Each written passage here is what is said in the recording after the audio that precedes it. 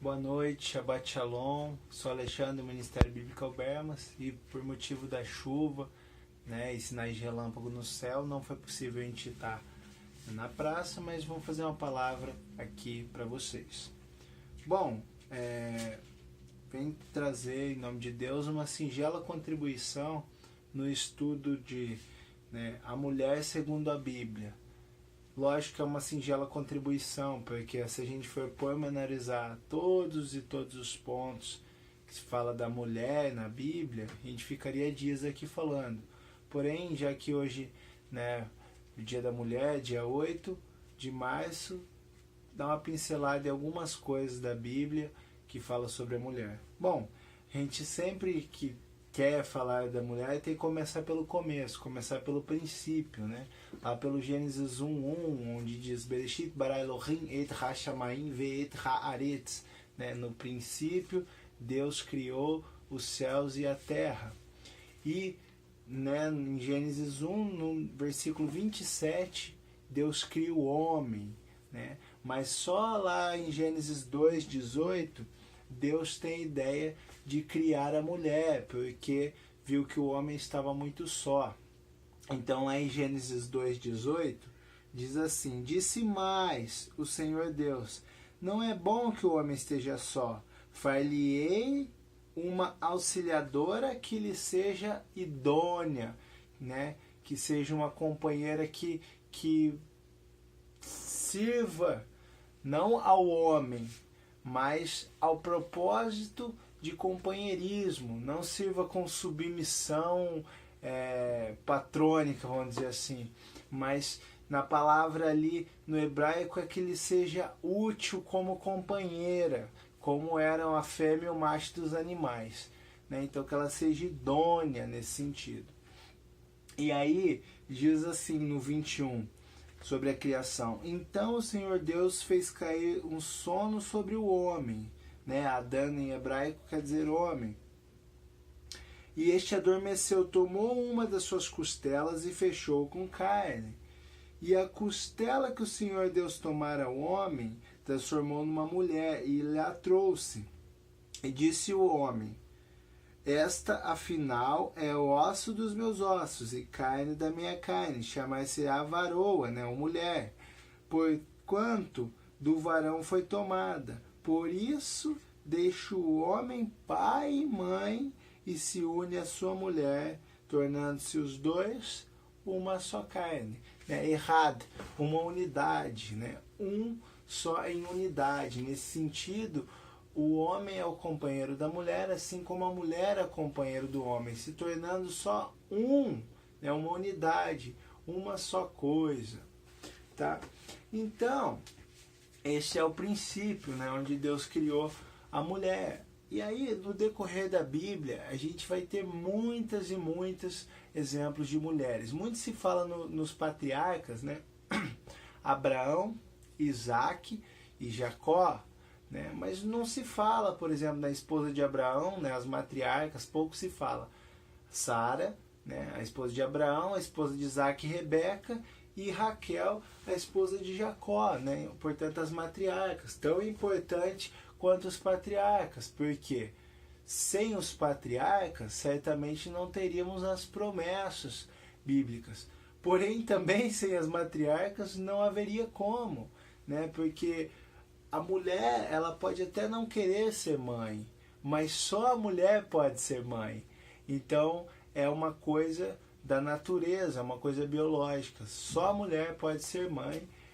Assim, é um desígnio de Deus, não que ela necessariamente tenha que ser mãe, porém só ela pode ser mãe, só a mulher pode ser mãe.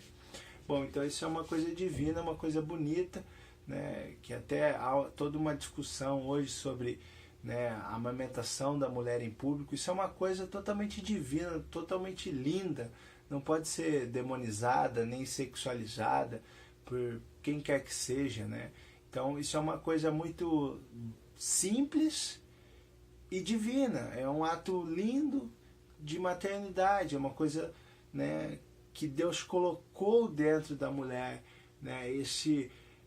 esse amor diferente do pai, que é um amor muito mais próximo e de zelo mesmo com a sua cria, com o seu filho, né? E aí, no decorrer da Bíblia, como a gente vai ler lá em Juízes 4:4, Débora, juíza que julgava em Israel, Esther, que foi, né, princesa, que foi rainha, melhor dizendo, né, no reino persa, Ruth, a moabita, que se junta ao povo de Israel, várias mulheres tidas como heroínas bíblicas, né? Às vezes alguns dizem que a Bíblia é machista. Na verdade, a Bíblia não tem como ser machista, porque o machismo, um termo cunhado como a gente conhece hoje, é recente, é do fim do século XIX, começo do século XX. O que acontece é que havia uma cultura patriarcal bem mais arraigada do que a gente tem hoje, que a gente ainda tem uma cultura patriarcal no Ocidente, sobretudo, né? E até no Oriente, mas essa cultura era muito mais latente, era muito mais visível antigamente. Porém, a Bíblia, sendo um livro totalmente, a gente crê, inspirado por Deus, ela não deixa a mulher num local menor do que a do homem. Pelo contrário, todas essas figuras que eu já citei até agora, elas são importantíssimas para a Bíblia. De Ruth vem a descendência de Davi, que vem a descendência de Jesus, o Messias. Então não há como fugir disso, né? A Bíblia é um livro muito lindo e ela coloca a mulher, para aquela época, uma revolução, citar mulheres e mais mulheres como figuras principais de histórias, né? Muito mais que outros livros, como por exemplo o Corão, que eu também já estudei, não tão, né, diário quanto a Bíblia, mas já li e já pormenorizei. Dá para ver que a Bíblia sobressai sobre outros livros nesse ponto. Ela eleva a mulher à frente do tempo, né, daquela época. Bom, mais do que isso, algumas passagens como Isaías 66:13, Deus toma a própria figura de uma mãe, como em Salmos 91, que ele coloca sobre as asas, né, a figura materna de uma águia, de um passarinho que coloca seus filhotes sobre as asas. Da mesma forma, em Isaías 66:13, olha só, a figura de Deus com a mãe, apesar de ser uma figura um pouco incomum, ainda que a figura de Deus como Abba, né, como Pai, seja mais comum na Bíblia, há sim também a figura de Deus como uma mãe. Isaías 66:13 diz lá: como alguém a quem sua mãe consola, sim eu vos consolarei, e em Jerusalém vos sereis consolados, né? Como uma mãe consola, assim Deus também consola. Ou seja, Deus numa figura materna. Da mesma forma, quando a gente volta um pouquinho lá para Isaías 42:14, abram lá Isaías 42:14, vai dizer o quê? Por muito tempo me calei, estive em silêncio e me contive, mas agora darei gritos como a parturiente, e ao mesmo tempo ofegarei, estarei esbaforida. Como a parturiente, Deus gritaria, né, as verdades que do tempo de Isaías precisariam ser expostas, né? Da mesma forma, quando a gente vai lá para Mateus 23:37, é linda essa unidade da Bíblia, né, entre Gênesis e Apocalipse. Vamos lá para Mateus 23:37, também tem a figura do próprio Cristo se colocando como uma figura, né, materna, como uma fêmea mãe, né? Jerusalém, Jerusalém, que mata os profetas e apedrejas os que têm enviados, os que te foram enviados. Quantas vezes quis eu reunir os teus filhos, como a galinha junta os seus pintinhos debaixo das asas, e não vós quisestes, ou, né, e não quisestes vós, assim. Então, essa figura maternal, essa figura que tem esse cuidado diferente do pai, né? O próprio Deus, né, o seu filho Jesus também. Bom, inevitável se falar sobre mulher, se não falar sobre as passagens, né, tão assim polêmicas de Paulo, né, se eu posso assim dizer. Como, por exemplo, alguns usam de maneira leviana quando Paulo fala em Coríntios 14, 34 e 35. Amados, um ponto.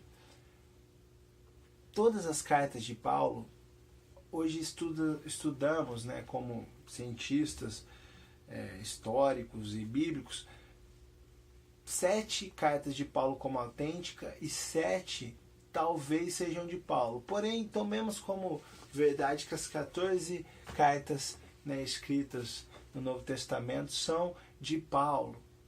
Amados, nenhuma carta de Paulo é endereçada geral a todas as assembleias, como é a carta, as duas cartas de Pedro, as cartas de João, a carta de Tiago, né, as cartas católicas, ou seja, as cartas universais, com sentido universal, com sentido para todos, né, judeus e gentios e crentes de maneira geral em Cristo, né, crentes em Deus. Elas não são, elas são particulares a cada comunidade, né? Em Corinto haviam várias igrejas. O que eram igrejas? Ajuntamento de pessoas, eclésias, né? As eclésias, né? Lógico que eu estou fazendo um plural de eclésia para o português, porque o plural de eclésia não é eclésias, mas só para que a gente ilustre no português. E o carral, né, a congregação no hebraico também, é um ajuntamento de pessoas. Então, para Corinto, ele diz assim, ó, lá em Coríntios 14, 34 e 35. Conservem-se as mulheres caladas nas igrejas, porque não lhe é permitido falar, mas elas sejam submissas, como também a lei o determina. Se, porém, querem aprender alguma coisa, interroguem em casa seu próprio marido, porque a mulher é vergonhoso falar na igreja.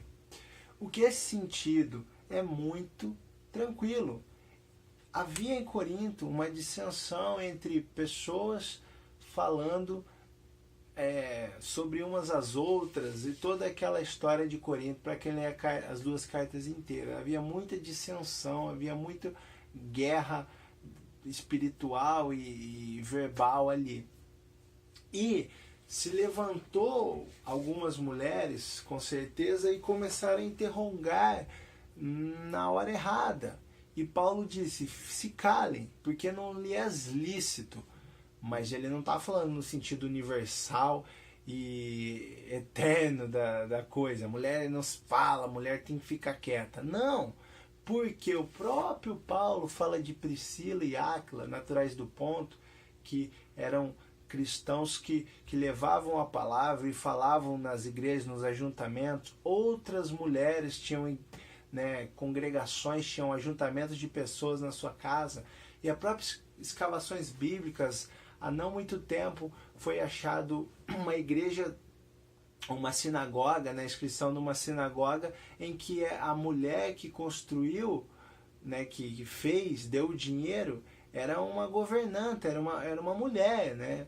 E líderes de sinagogas, mulheres. Então, assim, Paulo não está dizendo no sentido universal e eterno, mas assim para Corinto havia muita dissensão. Então, que fiquem caladas as mulheres, porque haviam designado alguns líderes ali em que foram enviados para fazer tudo acontecer. Mas, olha para vocês verem como não é universal. Quando a gente vai para Efésios, tá? Se a gente vai lá para Efésios capítulo 5, Paulo vai estar falando do cuidado que o marido deve ter com a mulher e a mulher com o marido. No 22, diz assim, e aí o pessoal gosta de ler só aí quando quer fazer um discurso assim, machista mesmo, trazendo a termos de hoje. As mulheres sejam submissas ao seu próprio marido, como ao Senhor. E aí param por aí. Mas se a gente for lendo 23, 24, 25 até o 33, é muito claro que é uma coisa mútua, como era no princípio, como era lá em Gênesis, né, 2. Lá no 33 diz assim: não obstante vós, cada um de per si também ame a própria esposa, como a si mesmo, e a esposa respeite o marido. Então é um amor mútuo, não tem esse negócio de rebaixar a mulher como ser inferior. A mulher tem uma natureza, por regra, física, mais frágil, né, que o homem fisicamente. Porém, se a gente for analisar todos os sofrimentos que a mulher sofre durante a vida, a menstruação, né, o parto, as dores de parto, né, cólicas e menopausas, e enfim, a natureza psicológica da mulher, por regra, é muito aguenta muito, e assim foi desde o pecado, como Deus deu todas essas dificuldades, muitas para a mulher e para o homem também, mas no sentido de suportar a dor, que muitas vezes é física, muitas vezes psicológica, a mulher, por regra, aguenta muito mais. Então são naturezas diferentes, mas, né, forças também diferentes, né? E aí, amados, nesse sentido, quando a gente vai lá para Isaías 61:10 e Apocalipse 19:7-8, vai falar do quê? Da igreja. O que é a igreja? Uma igreja com placa, uma escolhida, a igreja XYZ? Não.